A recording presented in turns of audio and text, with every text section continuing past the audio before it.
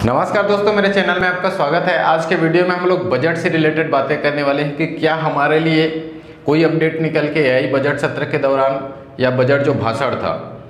तो यहाँ पे पहले ही मैं उसका आंसर बता देता हूँ दोस्तों कि हमारे लिए कुछ भी नहीं है युवाओं के लिए। इस बार का जो बजट सत्र है उसमें, ठीक है, पूरे 53 मिनट का भाषण था, मुख्यमंत्री जी का बजट भाषण था।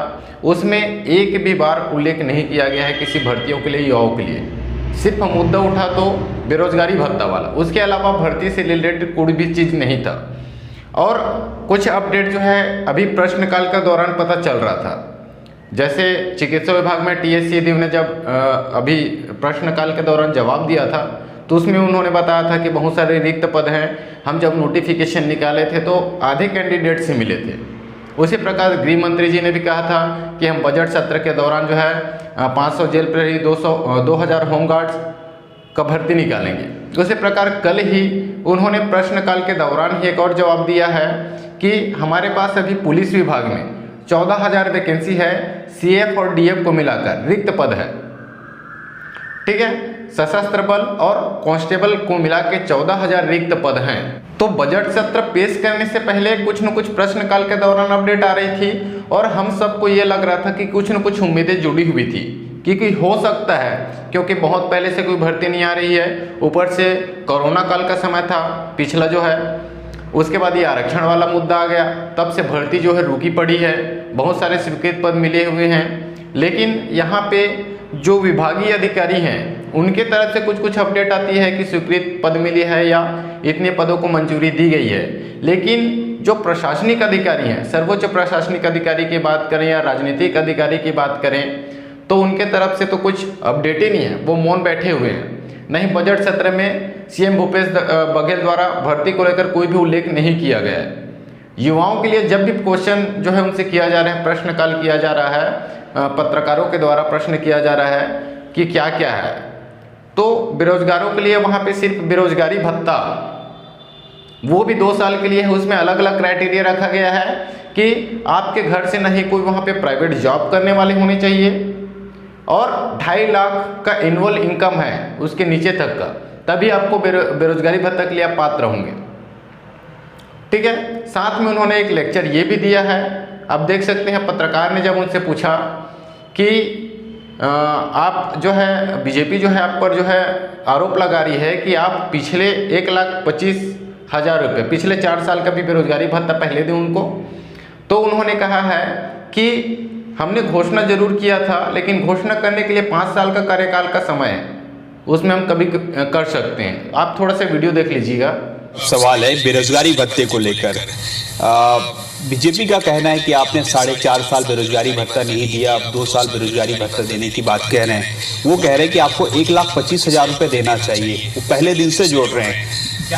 जो घोषणा पत्र है उसको लागू करने 5 साल का वक्त रहता है। तो उनके मुताबिक 5 साल का जो कार्यकाल है उसमें लास्ट 2-3 महीने में भी आप घोषणा जो है कंप्लीट कर दो, 2-3 महीने में लागू कर दो, तो उनके मुताबिक वो घोषणा जो है पूरी हो गई।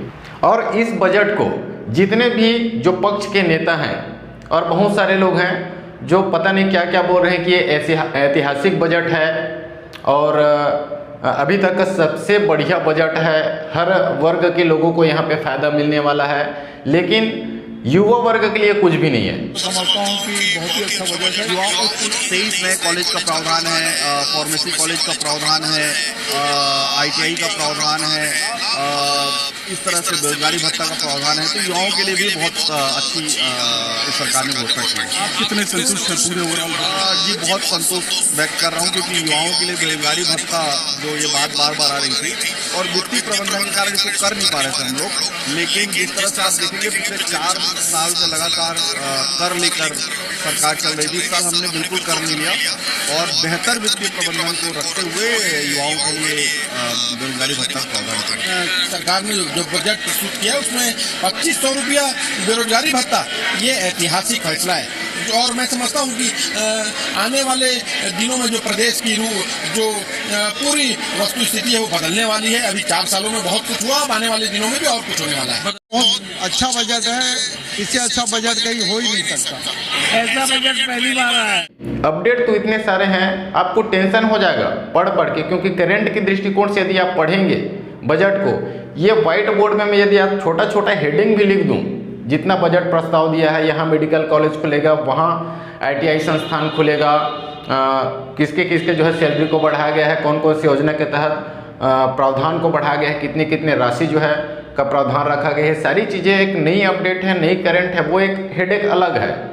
ठीक है, तो ये सारी चीज़ें पढ़ना पड़ेगा हमको, तो एक अलग से टेंशन हमारे दिमाग में चल रही है, ऊपर से ये नई चीज़ आ गई और हमारे लिए कुछ भी नहीं है। यहाँ पे जितने भी नेता हैं, चाहे गृह विभाग का ले लो, कृषि विभाग का देख लो, यहाँ पे कृषि विभाग के मंत्री जी भी अपना पूरा किसानों के लिए ही सब चीज़ कर रहे हैं। कृषि विभाग के अंतर्गत उनके जो BSc MSc किए हैं उन लोग भी कहते हैं, जो एग्रीकल्चरल से किए हुए उनके बारे में क्यों नहीं बताते कि इतने पद जो है हम आने वाले समय में भर्ती लेंगे।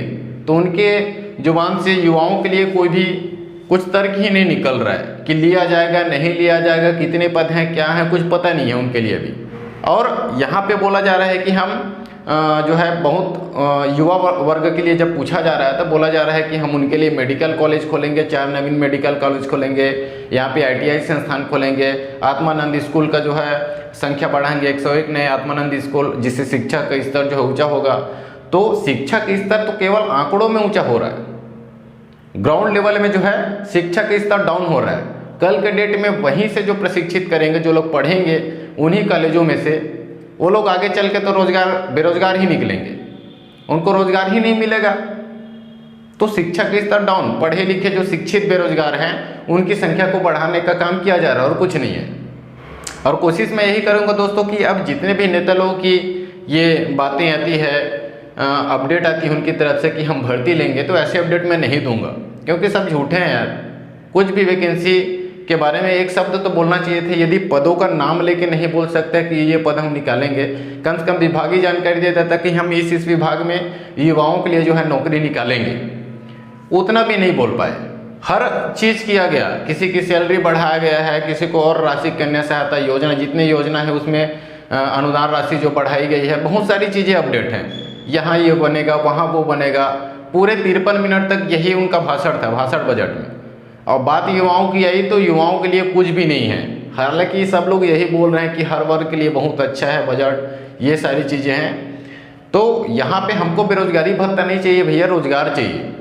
बेरोजगारी भत्ता का क्या है, बीजेपी सरकार आ गई, अगले बार बदल गई तो वो तो इनकी योजना का विरोध करेंगे, तो हमको तो 3-4 महीने का ही बेरोजगारी भत्ता मिलेगा जो लोग बेरोजगार हैं उनको। तो यहाँ पे कुल मिला के ठगा जा रहा है। और वो साफ साफ बोल रहे हैं कि 5 साल में हम कभी भी लागू कर दें, तो उसकी घोषणा पूरी हो गई, भले ही 2-3 महीने के लिए क्यों ना हो। तो आने वाले समय में ये हमको दिक्कत देने वाली है, वो तो पहले से ही देते आ रही है 4-5 साल से। और यहाँ पे कई लोग ये भी मत दे रहे हैं कि यहाँ पे ये संस्थान खुलेगा, वहाँ पे वो खुलेगा, तो रोजगार जो है मिलेंगे, लोगों को नौकरियाँ मिलेंगी। ऐसा कुछ नहीं होगा भाई, ठीक है। चुनावी माहौल है, सोचे कुछ उम्मीदें थी सभी लोगों का, जो बेरोजगार हैं उनका, कि शायद हमारे लिए इस बार कुछ न कुछ बजट में स्पेशल बोले। पिछले बार भी तो नहीं बोले थे, लेकिन पिछले बार का कंडीशन अलग था, अब का कंडीशन अलग है। अब हमारे पास सिर्फ और सिर्फ एक आस ही बची है कि जैसे ही आरक्षण खत्म होगा तो जो स्वीकृत पद हैं पहले के, उन पद जो है यदि आ जाती है, वे सारे पद जो है, तो हमारे पास अप्रैल और मई का समय है, अप्रैल मई में आ जाती है, कुछ विभागीय जानकारी मिल जाती है आरक्षण क्लियर होने के बाद, तब तो समझ लिए जो स्वीकृत पद हैं उनकी भर्तियां आने वाली है।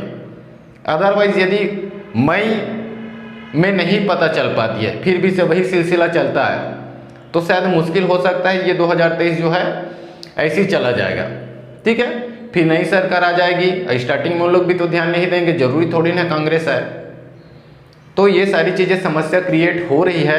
और कई लोग ये सोच रहे होंगे कि मैं निगेटिव न्यूज़ बता रहा हूँ, तो मैं यहाँ पे निगेटिव या पॉजिटिव अपडेट बताने के लिए नहीं आया हूँ, मैं यहाँ पे रियलिटी बताने आया हूँ, रियलिटी में क्या चीज़ें चल रही है, ठीक है। तो आज के वीडियो में इतना ही था दोस्तों, यही बताना था, हमारे लिए कुछ भी नहीं है और सरकार से उम्मीद रखना बेकार है। अब यहाँ पे हम लोग कुछ कर भी नहीं सकते हैं। जितने भी बेरोजगारी हुआ है उनकी कोई कमेटी नहीं है, नहीं कोई संगठन है, ना कोई यूनिटी है, तो अपना आवाज़ तो वहाँ तक पहुँच ही नहीं सकता है। आज के वीडियो में इतना ही है दोस्तों। यदि आप चैनल पे नए हैं तो चैनल को जरूर सब्सक्राइब कर लीजिएगा। मिलते हैं अगले वीडियो में, तब तक के लिए धन्यवाद।